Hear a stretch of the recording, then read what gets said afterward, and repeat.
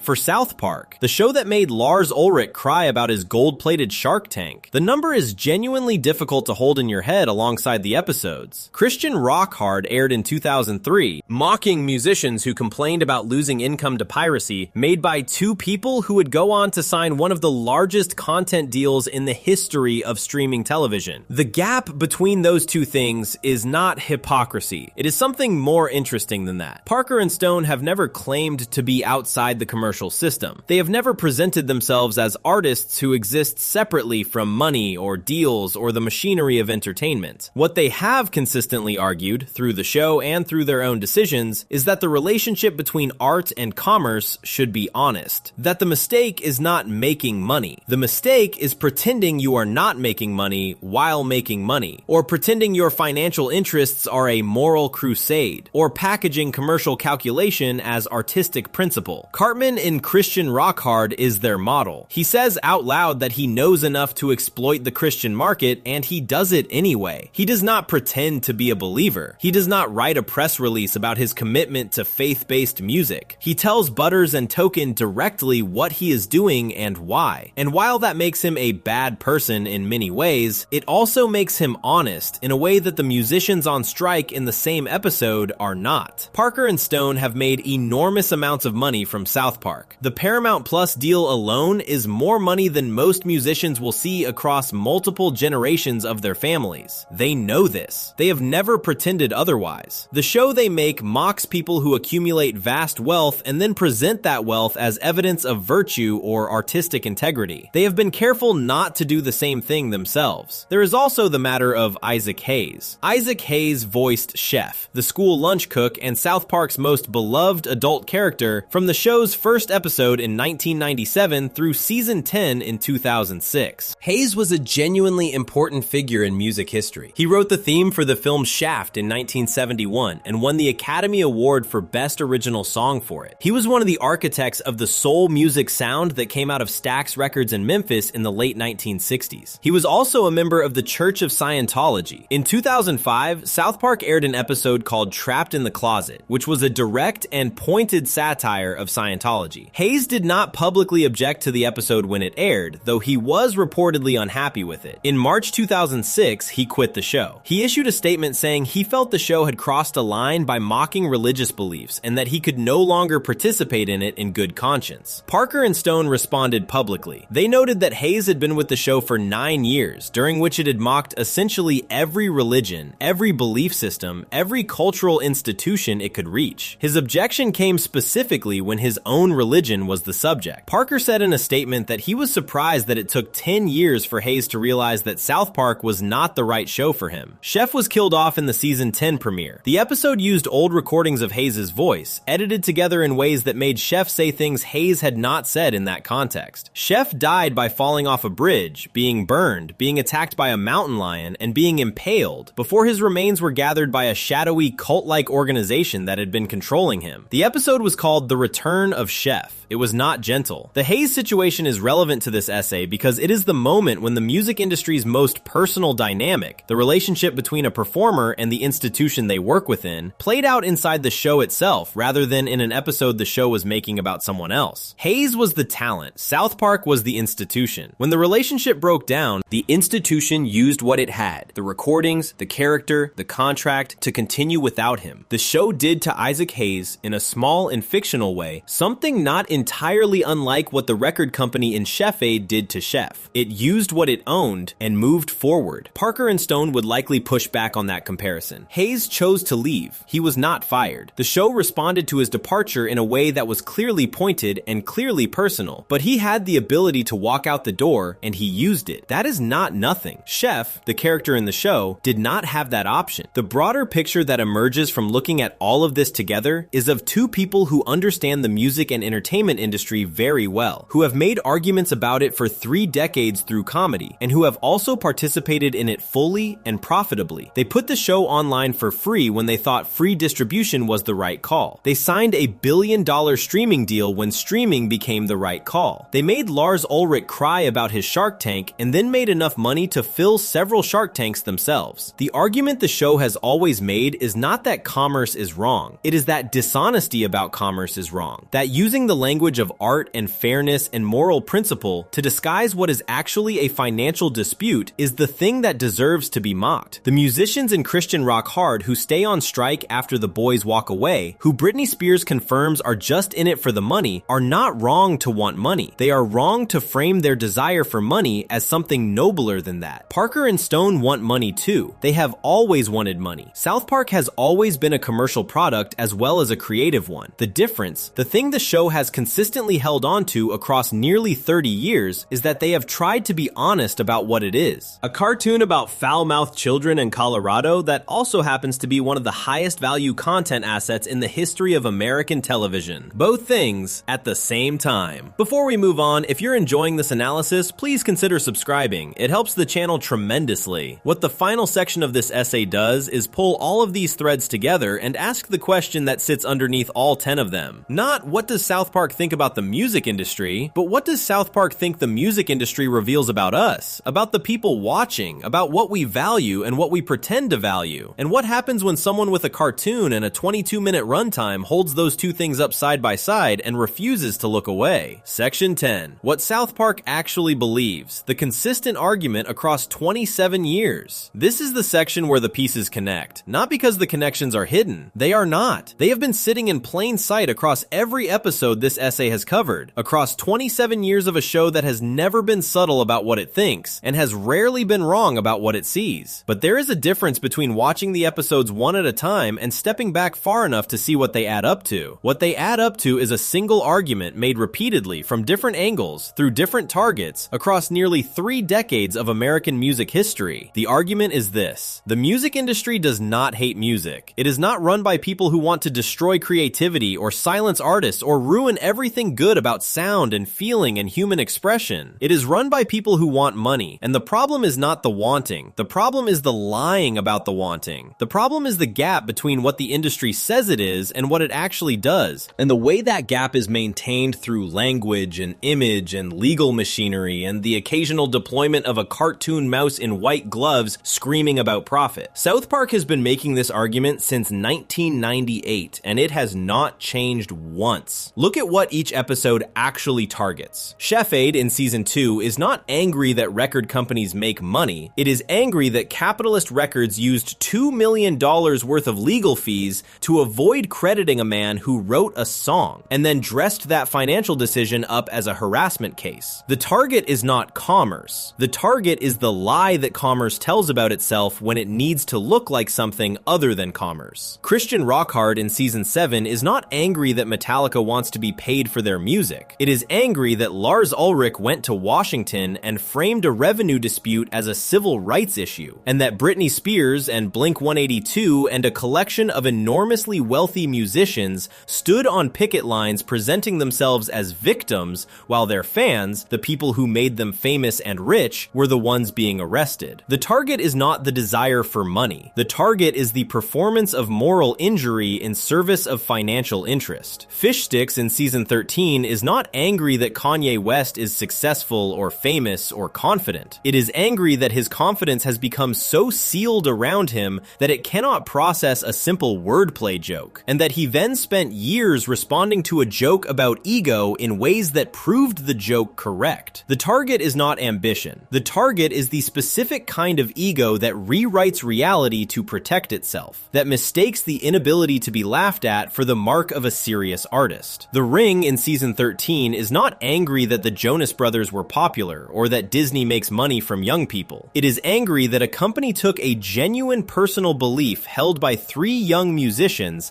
their actual religious commitment to abstinence, and turned it into a marketing tool designed to sell a different message entirely while appearing to do the opposite. The target is not the belief or the music or even the money. The target is the specific dishonesty of using something sincere as a cover for something calculated. Britney's new look in season 12 is not angry that entertainment journalism exists or that people are interested in celebrity lives. It is angry that the entire machinery of celebrity culture, the photographers and the television programs and the websites and the audiences at home, had assembled itself into something that functioned like a ritual human sacrifice, and nobody was naming it that. The target is not interest in famous people. The target is the collective refusal to acknowledge what that interest was actually doing to a specific person in real time. The sissy in season 18 is not angry that Autotune exists or that pop music is produced with the help of technology. It is asking a genuine question about where the line is between a tool that helps an artist and a tool that replaces the artist entirely, and it is doing so with enough generosity to admit that the answer might not be where you expect it. The target is not the technology. The target is the assumption that the identity attached to a famous musician is necessarily the same thing as the person making the music. Guitar Queero in season 11 is not angry that Guitar Hero exists or that kids play video games instead of learning instruments. It is angry that the music industry machinery, the agents and the contracts and the managers and the celebrity lifestyle, activates just as readily around a marketable product as it does around actual musical talent. Because from the machinery's perspective, there is no meaningful difference between the two. The target is not the game. The target is a system that cannot tell the difference between something real and something that generates the same commercial signals as something real. Scott Tinnerman Must Die in season 5 is not a music industry episode in the way the others are, but it shows something the others describe in a way that is more direct and more uncomfortable. The cultural weight attached to a beloved band, the meaning fans give to the people who make the music they love, is not a protected thing. It can be picked up and used. It can be weaponized. The connection between a fan and a musician is real on the fan side and potentially irrelevant on the musician side. Not because musicians are bad people, but because the connection was always one-directional in a way the fan did not fully account for. All of these episodes are saying the same thing in different words. The music industry is a machine. Machines do not have feelings. They process inputs and produce outputs. The input is human creative energy, human identity, human longing, human faith, human love of sound. The output is revenue. The machine does not hate the inputs. It does not love them either. It uses them for as long as they generate the output, and then it finds new inputs. Britney produces output until she cannot anymore, and then Miley is next. The Jonas Brothers produce output until the Purity Ring campaign is exposed, and then the machine finds a different cover story. Lars Ulrich produces output as the face of the anti-piracy movement until the cultural moment moves past him and the machine moves with it. None of this means the music itself is not real. This is the part that South Park is careful about and that gets missed in readings of the show as simply cynical. The episode does not argue that the music is fake. Randy Marsh makes songs as Lord that move people genuinely. Push reaches Sharon in a way that is real. The reporter who has the story that could expose everything hears it and decides not to publish. The music is real. The machinery around the music is what the show cannot stop looking at. Cartman is the show's most honest character in this respect. Not its best character, not its most moral character, its most honest one, specifically about commerce. He tells Butters and Token directly what he is doing with Faith Plus One. He names the Christian market as a commercial opportunity and does not dress it up as anything else. He wins the episode because he is operating without the layer of pretense that the other musicians in the strike are maintaining. He knows what he is doing and he says so. Parker and Stone have said in various contexts that they do not have a political home, that they find both sides of most arguments capable of the same dishonesty, and that what they are most consistently angry about is not any particular position, but the performance of certainty and virtue that people attach to positions they hold for reasons that have nothing to do with virtue. The music industry episodes are the clearest illustration of this in the entire run of the show, because the music industry is the place in American culture where the gap between performed virtue and actual motivation is perhaps the most visible and the most consistently ignored. A musician who says they are fighting for artists' rights while while testifying about their inability to afford home improvements is performing virtue. A corporation that uses a young man's religious beliefs as a sexual marketing tool while presenting itself as a family-friendly brand is performing virtue. A media industry that photographs a person to death and calls it journalism is performing virtue. A manager who puts a woman with most of her head missing back in a recording studio and calls it a comeback is performing virtue. South Park is not performing virtue. It is not claiming to be on the right side. It is not suggesting that Parker and Stone have the answer. The show puts Stan and Kyle chanting at the end of the Britney episode. It puts itself inside the machine it is criticizing and admits that being inside the machine is hard to avoid. It signed a $1.5 billion streaming deal and kept making episodes about how money corrupts the relationship between art and the people who make it. Both things are true. The show does not resolve the tension between them. It lives in it. That is the most honest thing South Park has ever done about the music industry. And it is something the show has done not in any single episode, but across the entire run. Across 27 years of targets and jokes and surprisingly precise cultural predictions that landed years before the rest of the world caught up. The chef in season 2 who just wanted credit for writing a song. The Lars in season 7 crying about his Shark Tank. The Kanye in season 13 who could not understand a joke so simple that a child got it in 3 seconds. The Britney who survived a suicide attempt and was put back in the recording studio. The Mickey Mouse in white gloves going ha ha after every terrible thing he said. The boys at the end of Guitar Queero breaking 1 million points in front of nobody important, just their friends, just for the feeling of it. What connects all of them is not cynicism, it is something closer to grief. The grief of watching something that could be simple and good and true, music. Human beings making sound for other human beings get fed into a machine that does not know what to do with good and true and simple, only with valuable and marketable and scalable. And the grief of knowing that the machine is not going to stop, that after Britney there is Miley, that after Miley there is someone else, that the harvest continues. South Park watched all of it, wrote it down, made it funny, and kept watching. If you enjoyed this video essay, make sure to subscribe. Thanks for watching, and I'll see you in the next one.